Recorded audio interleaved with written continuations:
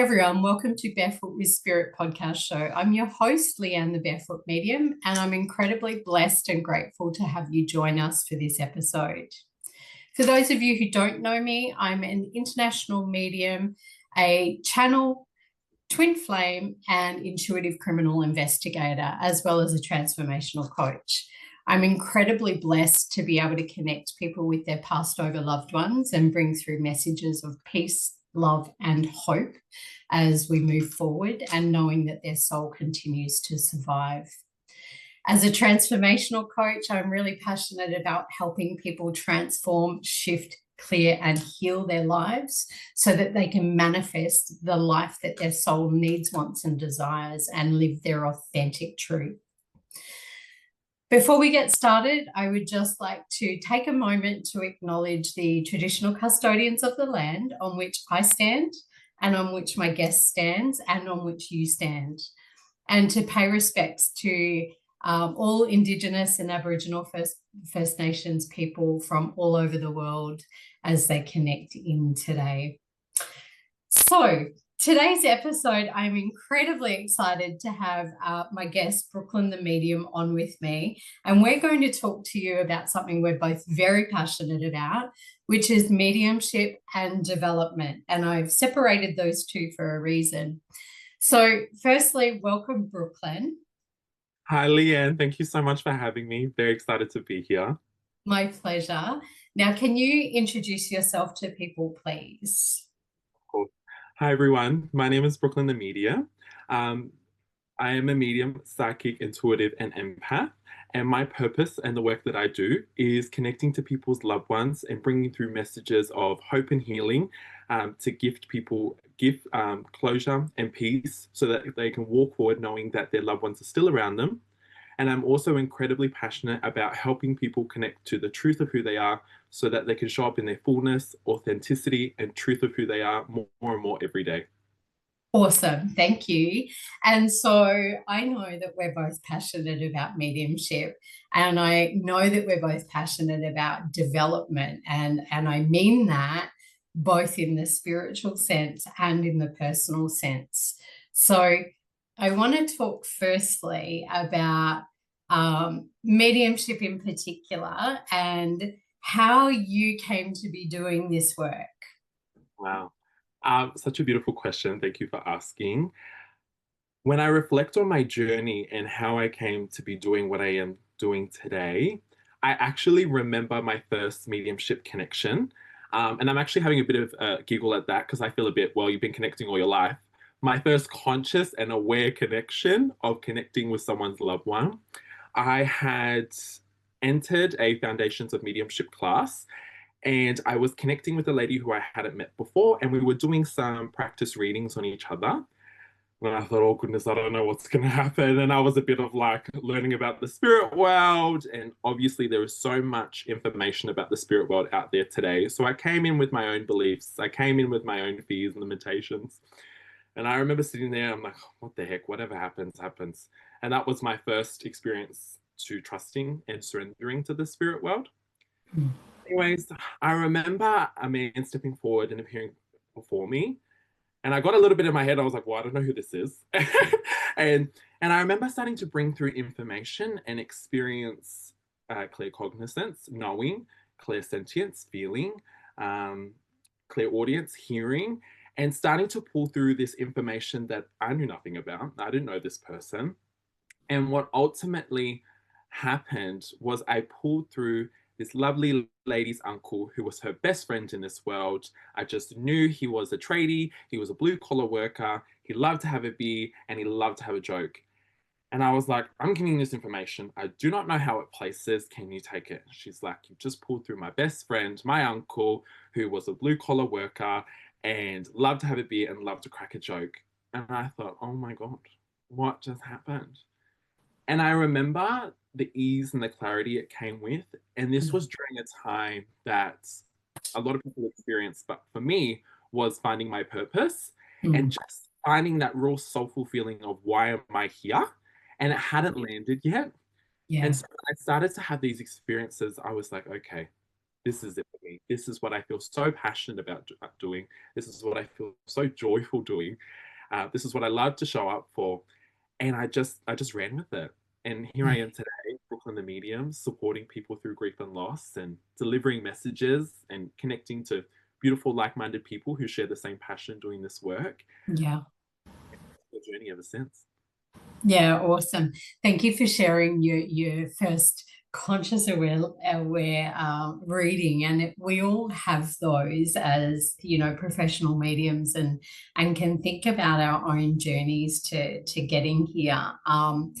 And you talked about those development circles and really kind of using those spaces to start learning and feeling energy and trusting your own knowing and your own information that's coming through. And, I love that that's part of my journey as well. And it was, a meditation circle that I went to that also had the spiritual development element in there. And just coming back to that remembering of who I am, because one of the things that I want listeners to know is that there's lots of information out there about healers, psychics, empaths, mediums, and what the difference is, and all of those things. And there's lots of people that say that we can all develop our mediumship. I don't know that I believe that to be true. I believe that mediums are those who connect with passed over loved ones, full stop, as in that label and that term. And that's, doing a PhD around mediumship. That's what the literature talks about. That's what the scientific data talks about. And I know it's really popular to call yourself a medium.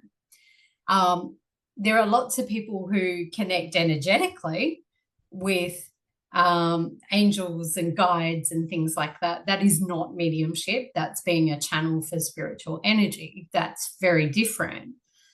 And so I kind of want to pick all of that stuff apart and go, some of us are natural mediums and we do not get a choice.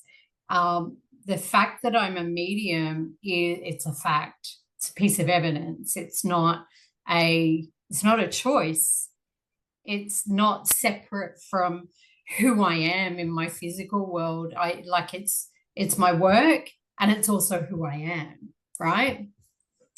And so, I love that we've shared a little bit of that journey in terms of it's always been there for me as well. And, kind of hearing, seeing, feeling, knowing spirit was around me as a kid, and really learning about that. And as what I refer to as natural mediums, we come into the world with that, and we're present to it. And a lot of kids actually are open. And it gets kind of closed down because that's part of their journey as well.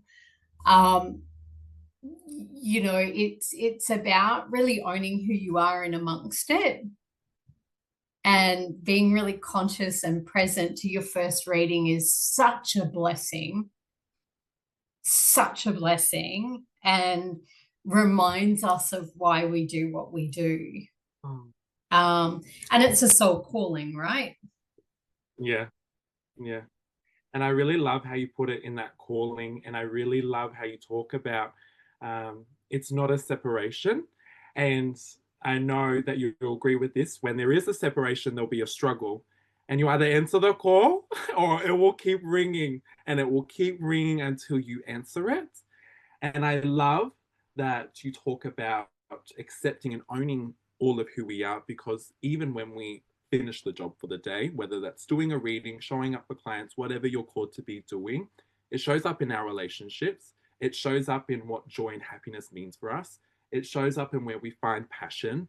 So never be separate from this work, because it shows up in all areas of life.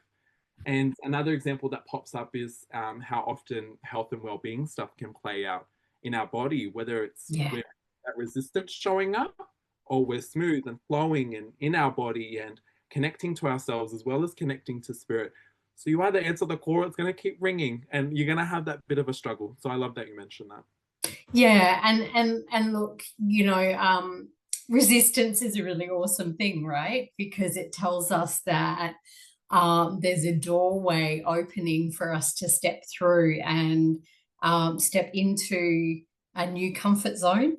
And I want to put it that way because we offer, part of our journey is learning and growing, right? And where I am now today and the personal and professional development I've done around my mediumship and personally around my own stuff, I couldn't step into a development circle again because my energy, my vibration, and it's not dismissing the fact that those circles serve people.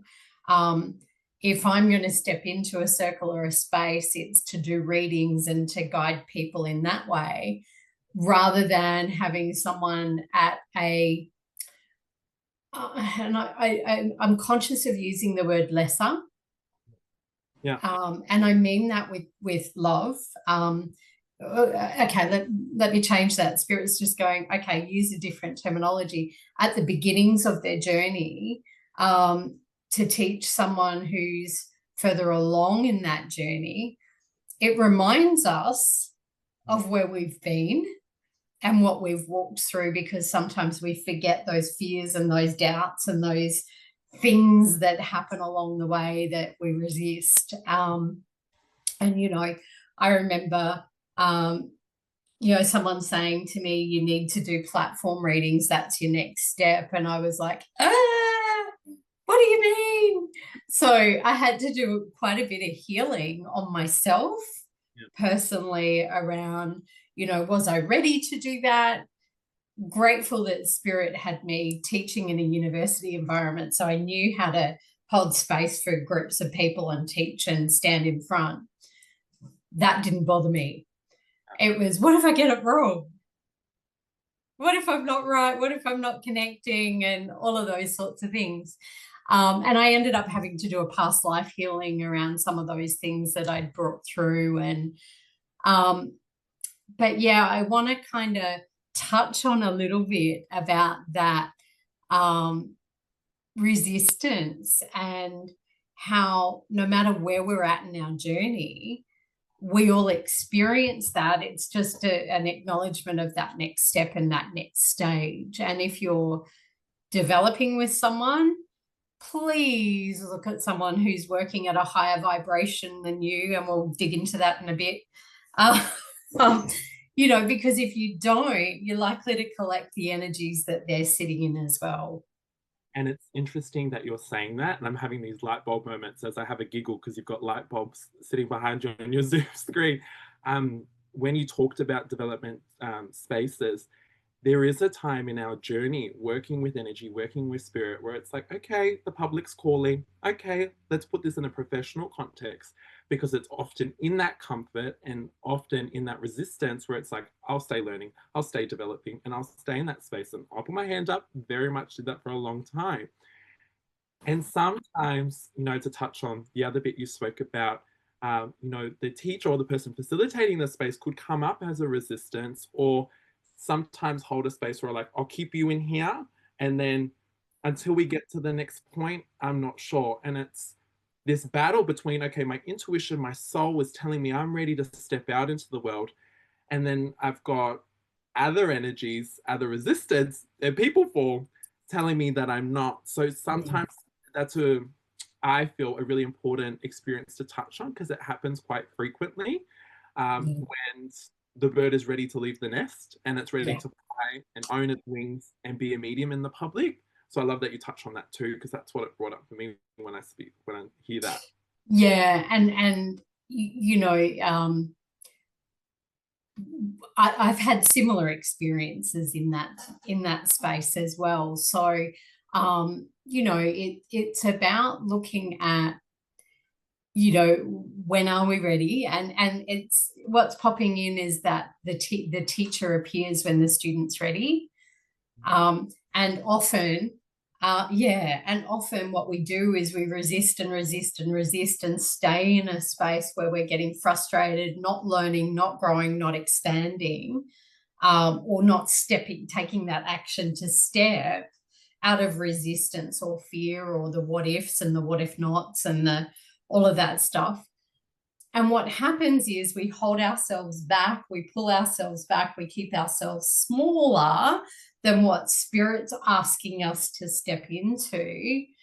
And we keep ourselves away from the teacher who's ready to emerge for you. Yeah. Beautiful. That was, yeah. And the other part is you know, as a spiritual teacher as well, and I love that aspect of my work because I can't not do that. One of the things is that I'm also a teacher and a student in that same space. Because even those, and I have a beautiful intuitive criminal investigation group, and there's, you know, a mixture of different levels and abilities in that space at the moment. And there's, you know, some really at the beginnings of their journey, some in the middle, and some already working in that professional space. So it's a really good reminder of where we all began and often where we're going to, right? If we can see that in that way. What I do want to dig into that you mentioned there is what I want to call spiritual projection. Yeah. Yeah. Yeah. Yeah, because and for those listening and watching, you know, we all bring our human self, our own stuff and shit, and I'm going to use it that way, whether it's our limiting beliefs, our stories, our experiences, our situations, our problems, into our work with spirit. And you mentioned that as well. And whatever's going on for us personally is often reflected and mirrored in our connection with spirit. And so we have to clear our own stuff and do our own work so that what we do is give a beautiful, clear space and message for those loved ones in the spirit world to come through. And also so we don't muddy the filter with our own shit and mud and dirt and dust and psychic junk, and I want to call it that, that then spews out onto our client. And you know, there's been times in my world where, you know, grief or loss or struggling around relationships or around finances or home or helping parents with health issues, or, you know, my husband having, you know, dealt with a family member passing through homicide, where I've got to put my own spiritual practices in place to put that stuff aside and do the healing work, and to not step into readings unless I'm balanced and clear and ready to go.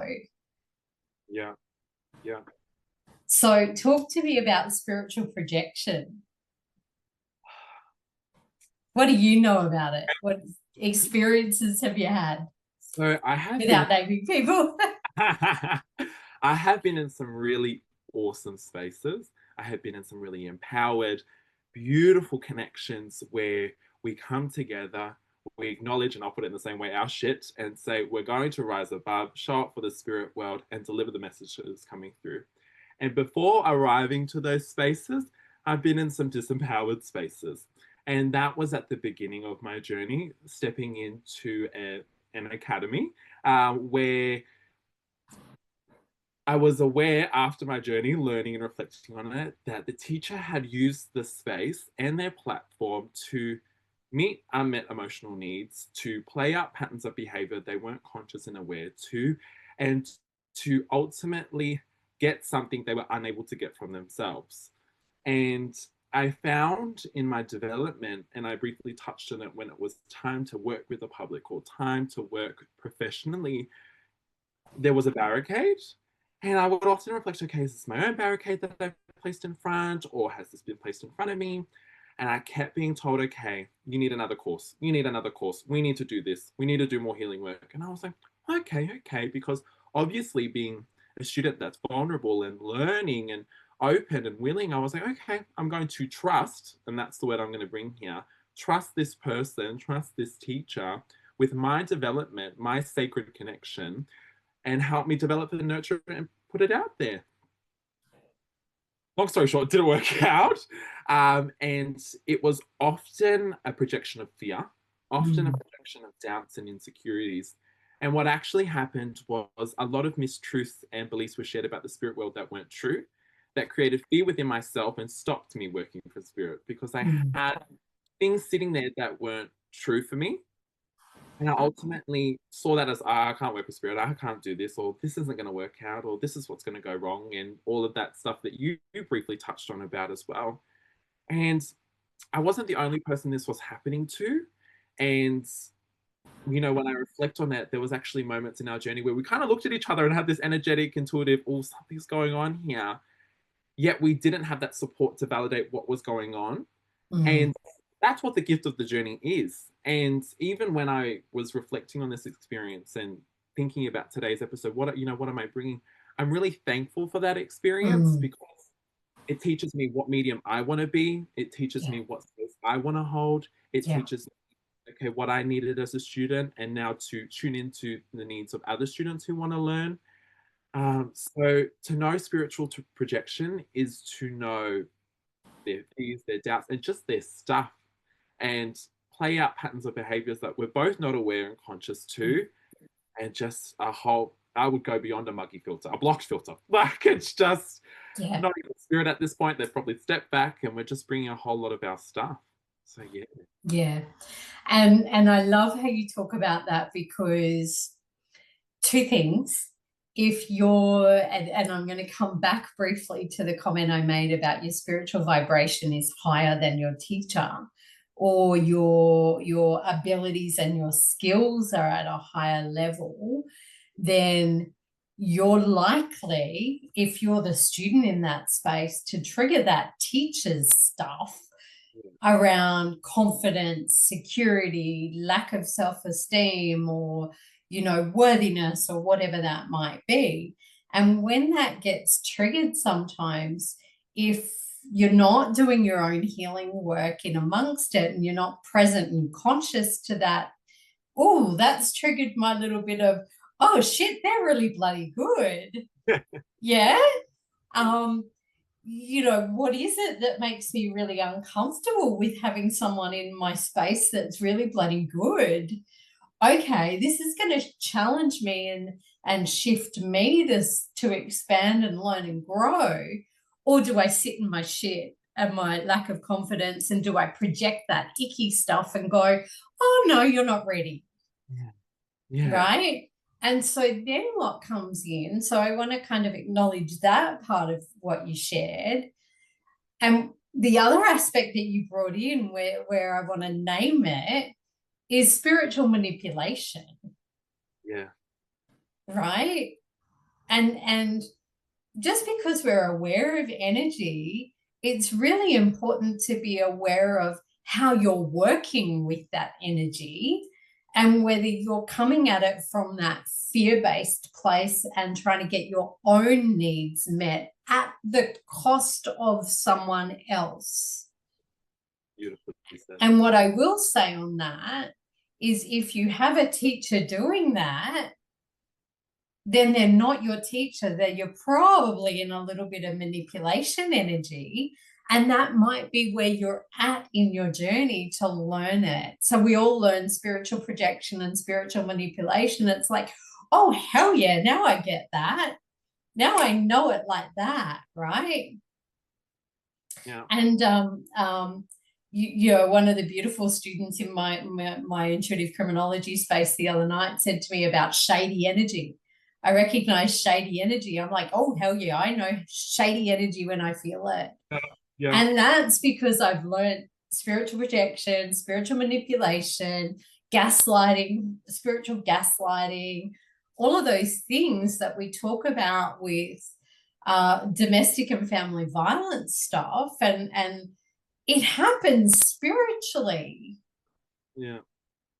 Yeah. And so, you know, I love that you mentioned that, because there was one of my early teachers that did some similar things. And if you're listening or watching and that's something that you're going, oh, that's what it is, and that feels right and light and fine, and like that light bulb goes off in your space, then just know that that's the learning and the journey that you've been on with that teacher, and they're serving their purpose. And what they're teaching you is what your spiritual boundaries are. Yeah. Yeah. And I know there's some professional psychics or mediums or healers working in that space who've got a whole world of psychic junk and mud and muck and ick going on in their human worlds, who are not taking the time to do their own healing work, and they're bringing that to all over their clients, because I get half of them afterwards. Yeah. Yes. And that's often an experience that mediums or anyone working with energy, and I'm specifically going to talk about mediums because in this context, about how the soul lives on afterwards, about what happens to the soul living afterwards. And I'll put it in this example. I had attended a platform mediumship from a space of wanting to witness other people do platform mediumship, love connecting to people who do this work. And, what I know about the spirit world is that the soul lives on. It moves back to what we are and what we came from, and that is love. Mm-hmm. It's into a state of peace, happiness, and joy. And death is simply a transition from our physical self to our soul self. Mm-hmm. And that's ultimately what the message of mediumship is in any case. And so when I went to this platform mediumship, I was hearing messages of their soul is stuck. The soul is wrapped around this. I need to carry them to the gates of heaven. I need to do all this healing work for their soul to be okay. Soul karma is stopping them from crossing over. And what came up for me and really made me see the value of how much I value professionalism, integrity, truth, was you had a beautiful, vulnerable soul come forward, hoping to get the peace and closure of their loved one, and see their face absolutely break, because not only do they have to deal with the grief and how they passed, because there's often that trauma element added to it, and now have to sit there and believe that their soul is stuck or their soul is stopping from crossing over. Horrendous. One of the worst feelings I've felt in my chest. Yeah. And I sit there in the discomfort, not wanting to run over there and be like, this is not the truth. Don't believe that person. And sit there and go, wow. What some people are doing with their platform. And like you said, they serve a purpose. It's just what it comes back for the mediumship is that really spreading the truth of what actually happens to our soul when it moves on, and that the soul is at peace, and that is what happens, and that is what goes on. Yeah. And I love that you mentioned the stuck soul thing, because and I'm going to say it straight, I call bullshit. I call that a belief, and that's a belief that the person bringing through that message brings to their mediumship. So that's the human stuff that's filtering their connection, or adding that muck or dirt or dust to the filter from spirit. And I often talk to people like that connection to spirit. If you see it like a straw and you got a big chunk of food stuck in it, like that's the medium. Yeah. That's not the soul, because we return to pure energy. We come into a human body to have a human experience, and we go back to our soul self, our energetic self, which is pure light and love and peace and joy and harmony and all of those things, and completely healed and well. Yes, they may well go through a little bit of a process, which I call that kind of reflecting on their life's journey. We do that here if we're doing our own work. So why would we not do it when we go back to source? That's my views. And in every single mediumship reading that I have ever done, the spirit world will often bring through that heavy stuff, and what most people call the heavy stuff, the anger, the stuckness, the hurt, the pain, all of those things. If you're a decent medium who knows how you work and knows how to work, you know that's your evidence. Yeah. And that's the soul, the passed over loved one, letting you know about their human experience. That's not what they're at, where they're at now. Yeah, exactly. So I love that you bring that up. And I love that you bring in the word professionalism. And I want to kind of talk about that developing and learning space, because I know, and for those of you who don't know, Brooklyn's done quite a bit of training with me and coaching and all of those things, and came to me after some of those heavier experiences. Yeah. And so, as a teacher, my job is to nurture, help, support, and guide people in their own growth and their own expansion, and to set them free to do what their soul's meant to do, not hold them back from it, right? And so any decent teacher will do that, because it warms my heart to see people like yourself that I've trained stepping into a professional space. And the number of people that I have trained mediumship wise that I don't need to publicly acknowledge that, who are now working professionally, is huge. Spirit knows, source knows, spirit guides the right students to me when they're ready. Yeah. I trust them to guide the right students to me, and that's how I work. And I trust that others work the way they work for a reason. Yeah. But what I want to ask you, what criteria do you use when you're looking at who you might develop, learn, or grow with? Oh, such a fabulous question. And I want to acknowledge the chills in my body. That was such a good question. Okay. You've acknowledged that I have coached with you. And yes, I am doing what I am doing today because I've had the beautiful nurturing and care and support of Leanne, the Barefoot Medium. And for anyone listening, absolutely phenomenal teacher to learn from. For me, a criteria to learn and develop, I have to bring it to integrity. I have to bring it to respect. And one of my values is kindness. So I have to bring it to integrity, value, what else did I say? Respect, kindness. And ultimately, what I am looking at is a teacher who can put aside, let go, and burn the love and light conversation. And that's actually one of my big red flags. If I hear, see, feel, know, or am aware it's a love and light conversation, I'm already 20 kilometers down the road, running at a very high speed.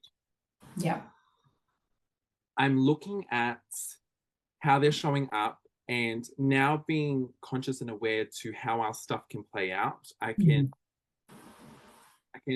how do I call out and be aware to when someone is in their stuff and playing it out, and can see if someone's put it to the side and still shown up, or it's being filtered through their teaching. Yeah. And one of my biggest ones is observing if the teacher is bringing back to how they work. And that's one of my biggest learnings from working with energy and mediumship. I've never been able to fit or work with one way. And if you're trying and making me work with one thing or one tool, we aren't going to work out. And even, for example, learning from you and observing how you work, and you gave me a tool, like the tarot spread, a tool belt of different stuff, and you said pick what works for you and let go of what doesn't. And even it's interesting learning from you, we can still see the differences in how we work and how we show up in our mediumship connection, because I was motivated, encouraged to bring it back to me and what worked for me. So that's what I look for, is a teacher who will support and nurture and bring out how I work with energy and how I work with spirit, and allow me to show up as Brooklyn the medium, because I am Brooklyn the medium. And so allowing me to bring that forward is very important for me. And I need to see that in order to feel safe and comfortable stepping into their learning or development circle. Yeah. And look, I love that you talk about the word kindness and respect and integrity, because they're all my values as well. And that professionalism that you mentioned earlier. So having a psychology background, a criminology background and an education background, as in formally qualified, university level qualified, I would add to that mix, check people's formal qualifications, right? And I know that we can go to weekend workshops and then advertise ourselves as mediums and step into that space. That's fine and dandy. You'll serve a purpose at some point. Anyone working with mediumship, you are working with grief, loss, and trauma. Yeah. And if you don't understand how to hold energetic, safe space, and that involves kindness and compassion with how you deliver that message, and I love how you talked about that stuckness and that re-traumatizing. And I often get clients guided to me after they've been to a medium or a psychic who's told them stuff that's just not true, or that's delivered in a way that is fear-based and re-traumatizes them. And so, you know, if you want to work in mediumship and in that space, and you want to honor yourself, you want to honor the grief, loss, and trauma that people that are coming to you are sitting in, then learn about how to hold space for it and how to move through it yourself, because you can't hold space for it unless you move through it yourself. Full stop. And if you are sitting in trauma as a medium, go do your own goddamn work. So my other thing is, who are they working with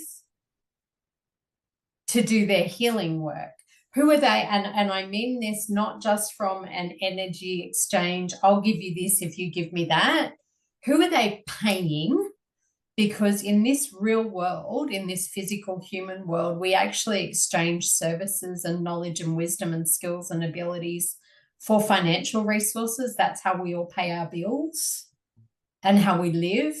And so if you're going to learn from a psychic or a medium or a healer even, and they're not working with a coach or a mentor or someone like that to heal their own shit, then run.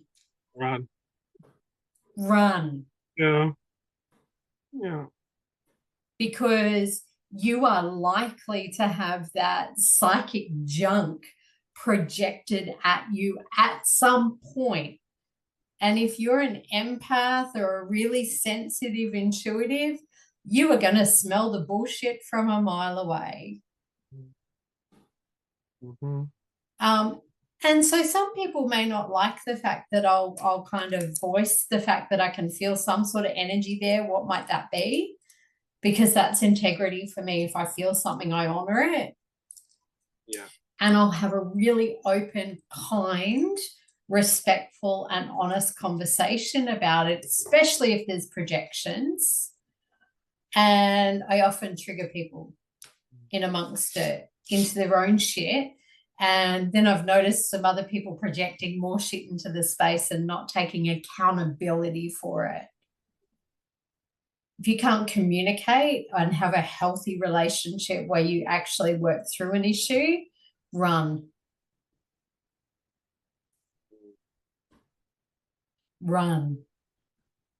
If there's a medium in unhealthy, toxic relationships, run. Run. Red line. Right? Because they're going to bring that toxic communication, that dishonesty, the manipulation, all of those things with them. And look, you know, I'm kind of going to go, hey, been there, done that. I was in a toxic relationship, and all of those readings that I did in that time and that space helped me move through my stuff as well. Thank you. But whatever clients we have come to us often reflect our own stuff. So what's coming back to you? What's being mirrored back.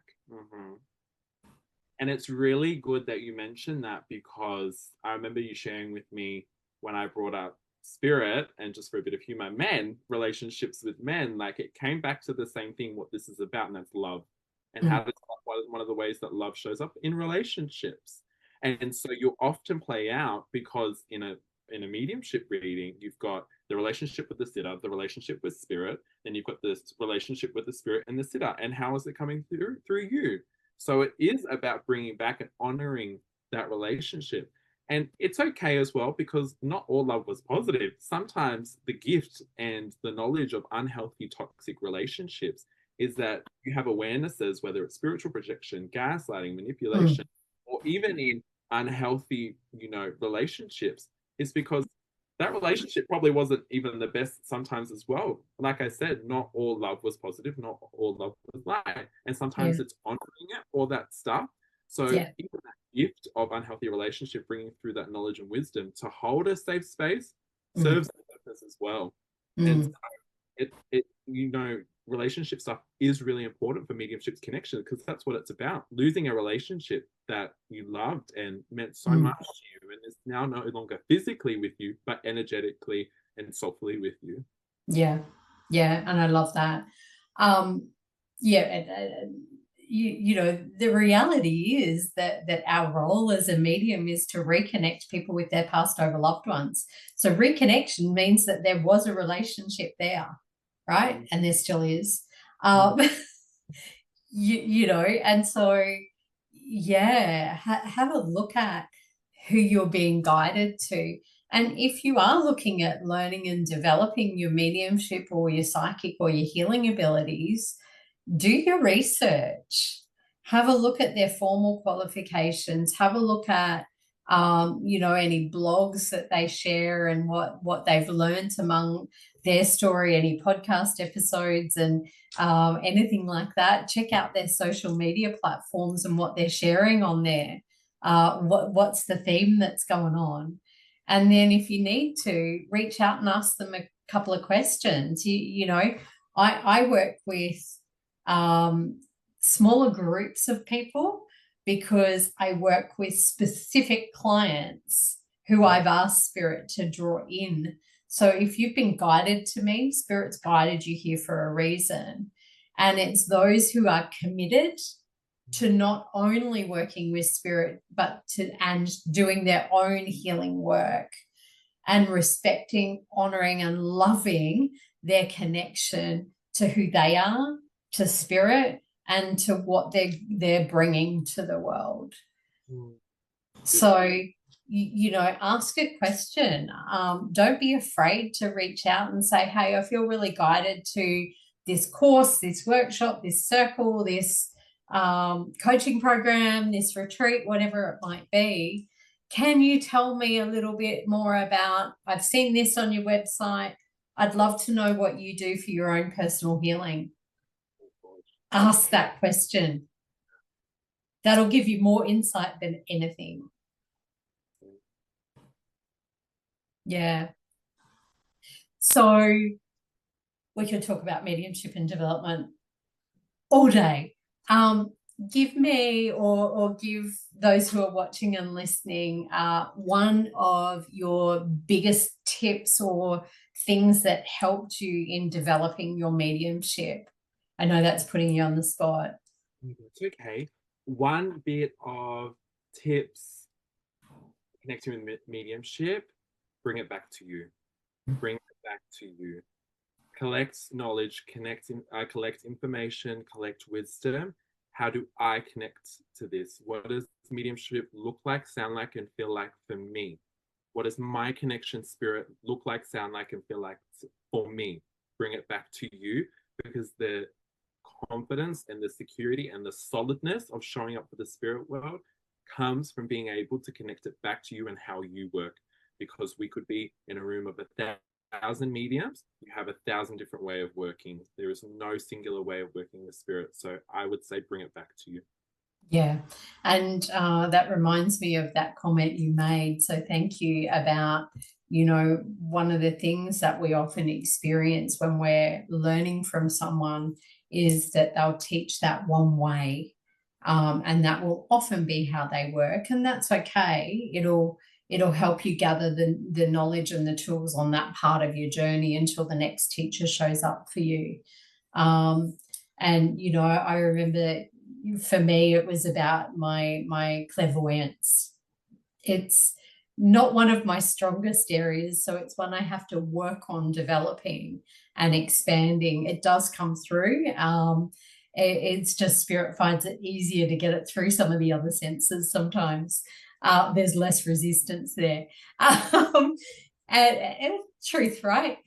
And so I remember being guided to a particular medium to develop that work, and he just took my clairvoyance from here to right up here. And it may not be how I work now. It's a tool in my tool belt. Tarot was one of the first things that I learned, you know, at 13, I picked up my first deck of tarot cards. So spirit was teaching me. They can flash a card up in my third eye now, and I'll know exactly what that means. Whether it's related to a passed over loved one or part of the message that spirit's coming through with. So one of the things that I do differently when I teach is I don't teach how I work. I teach within a framework that spirit's given me to be able to go, how does Brooklyn work? How does Mary work? How does Rachel work? How does Amanda work? How does, you know, John work? Whoever it might be. And then spirit tells me what I need to do, right? Because I'm a medium. So why would I not use that as a tool? 100%. So thank you for that reminder. One of my biggest insights around my mediumship, and probably something that some of you on your journey will be kind of holding on to. Sometimes we at points on our journey need that validation or confirmation that we've got the information right. Yeah. And part of our journey as mediums is to trust the evidence and the information we're getting, and to trust our connection and our relationship. So it's like any relationship, right? I trust my husband implicitly. My ex-partner, no, right? Absolutely bloody not. Yeah. That was my learning, right? I trust my husband implicitly. I trust my connection to spirit implicitly. Yeah. So if I'm getting something and something's off, and they keep repeating the same thing to me, I'm sorry, but I'm going to get really stubborn and go, I'm going to leave that with you. And you got to trust that if you're meant to get that validation and confirmation, it'll come to you when you're ready or when it needs to. And even this week, I had a lady who had attended a platform mediumship event 10, 15 years ago, I think, who shared with me in a phone conversation a date that I'd given them in the reading that they couldn't place. And I don't give dates very often unless I'm positive of them, because it'll wobble people if you don't get it. So I gave a date, and they went home, and they've validated that was a particular date that was relevant for the man when he was going back to see his mum before she was passing. Right? So 10, 15 years later, you can't make this stuff up. Not at all. Yeah. Right? So that's my biggest tip on it for anyone. You need to learn to let go. And if you're holding on, that's probably going on in your relationships as well. And needing that validation from someone in your relationship to say, hey, no, you're good. Awesome. Well done. You're beautiful. You're amazing. You're this, you're that. Let it go. Own who you are. So I love that you bring that in. Yeah. Thank you. Beautiful. Yeah. Tell me, and I know for those of you watching, Brooklyn and I are going to be doing some more live events and platform events in 2026 and beyond, no doubt. And he's likely to be doing more on his own. He's also stepping into some beautiful teaching work. And if anyone's interested in learning about mediumship in particular and really developing those foundations, then please make sure you connect with him. What's your website and social media for those that are interested? My website is www.brooklynthemedium.com.au, and you can find me there to book a reading or a session with me. You can also head to my Instagram and my Facebook, and that is Brooklyn the Medium, and you'll find my face there. And I would love to connect anyone who feels guided to connect. Thank you so much. Thank you everyone for sharing with us and joining us for this big conversation about mediumship and development. I can talk about this all day. So if you would like to connect with me further, check out my website, thebarefootmedium.com.au. Check out the May retreat around mediumship. And I'd love to have you be one of those small group of people that come along and join for learning about your mediumship and how you work. Thank you, everyone. And until next time, catch you on the next episode of Barefoot with Spirit podcast show.